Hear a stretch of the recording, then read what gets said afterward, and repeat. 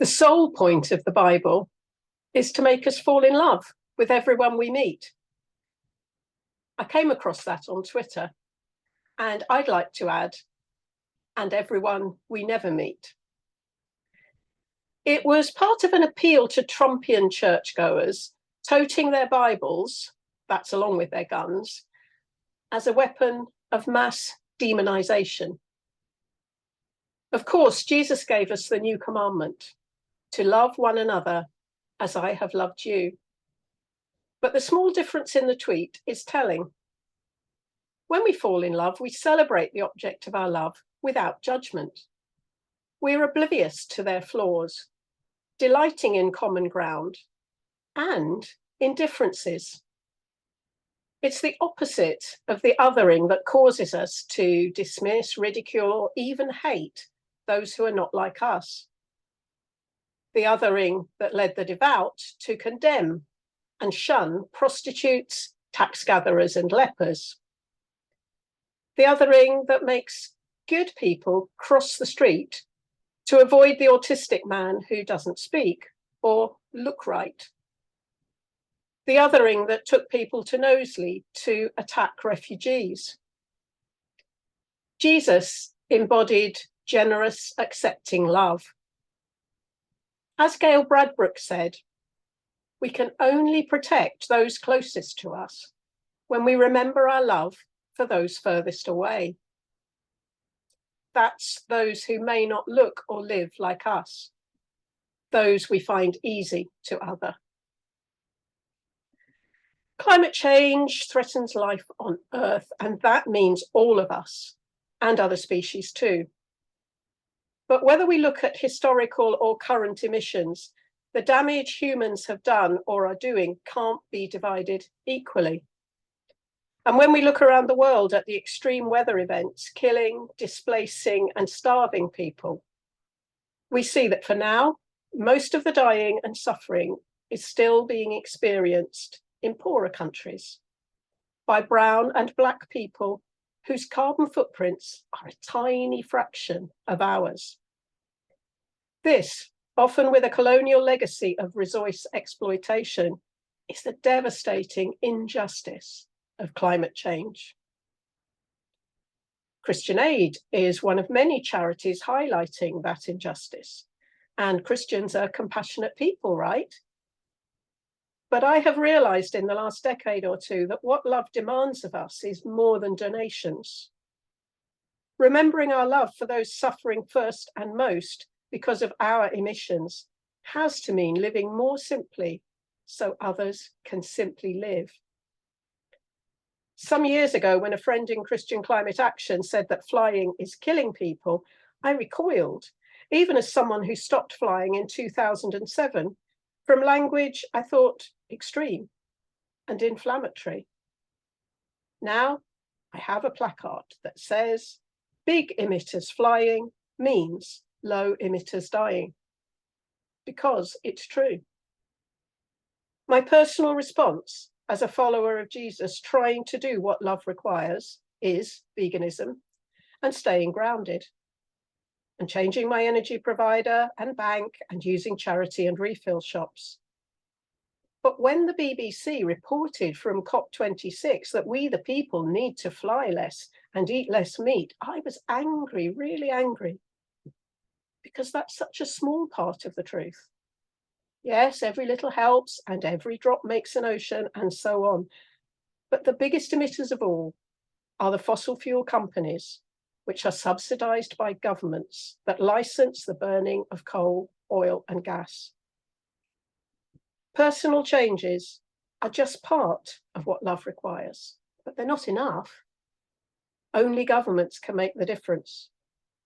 And as Craig has explained, history shows that direct action is the fastest and most effective way to change government policy. That needs to change fast, because just one newly developed UK gas and oil field, Rosebank, would have the emissions of the 27 lowest income countries in the world. When we remember our love for those furthest away, We owe it to those in Africa, for example, whose combined carbon footprint is just 4% of the world's emissions, to demand change on a governmental scale. I was sent this sobering email recently by a Christian Facebook friend called Fousseny Traore, a climate activist from Mali in West Africa. Since the start of the war in Ukraine, European leaders have been rushing to African gas, happy to replace one addiction with another. In May 2022, German Chancellor Scholz visited Senegal to pursue new gas projects there. In September, EU Foreign Affairs Chief Josep Borrell supported the Total Energies project in Mozambique, which has already displaced thousands of people and fueled violent insurgencies and conflicts in the region. That summer, Morocco called on the EU to help finance its mega gas pipeline project between Nigeria and Morocco. And so it goes on. ECOP is a 1,400-kilometre long pipeline in Uganda, Tanzania, Kenya, Mozambique, Namibia, South Africa, and soon the Sahel. The impact on the African continent will be catastrophic. And Fousseny goes on to explain why. Firstly, because there is no guarantee that the profits from this exploitation will be fairly shared, and because the oil and gas companies have rather accustomed us to opacity, to grabbing, and a regime of irresponsibility with regard to human rights, as well as nature. Secondly, because African countries are among the first exposed to climate change, which increases inequalities and makes injustices even more glaring, especially between men and women, between farmers and breeders, and between the richest and the poor. And finally, by locking African countries into the exploitation of gas and other strategic minerals, the EU is monopolising African financial resources instead of deploying green, more democratic and better shared energies, which are less destructive in the short and the long term. In short, everyone loses. And European banks massively support all these projects. The leaders who do nothing to stop this rush towards African fossils condemn us all. Humanity has a choice, he concludes.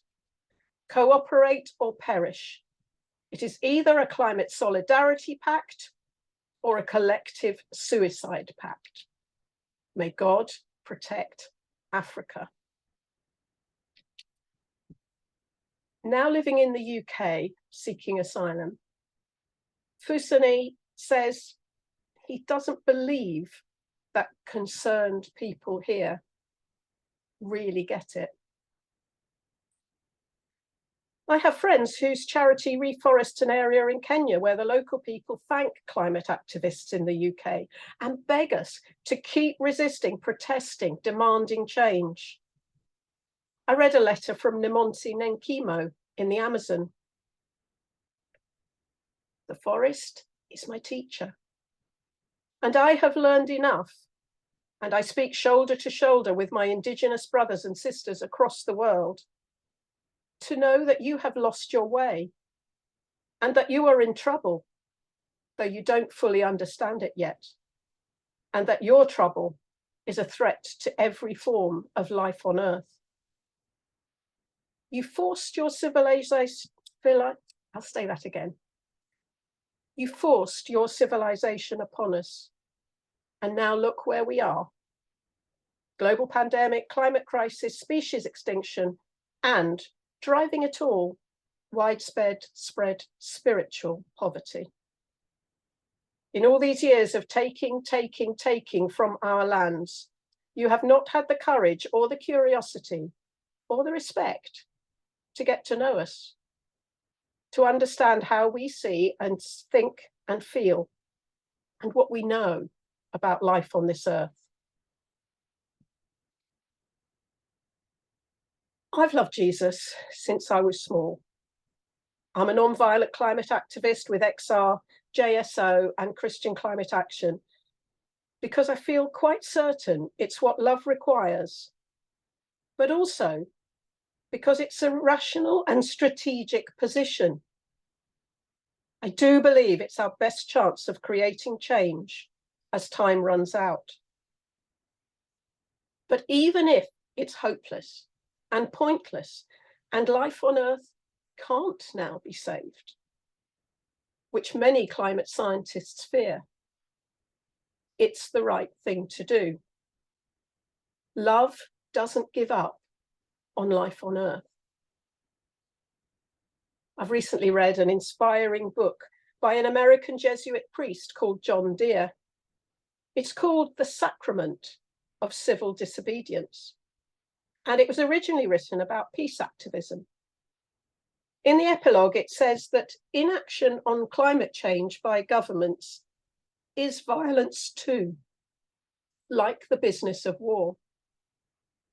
It's violence against the earth and against the poor.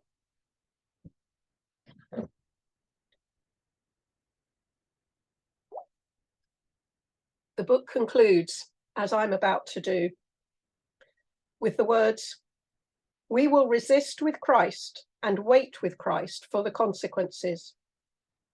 As we engage in sacramental civil disobedience, in obedience to God's law of non-violent love, we will find peace, and for a moment we will be transformed.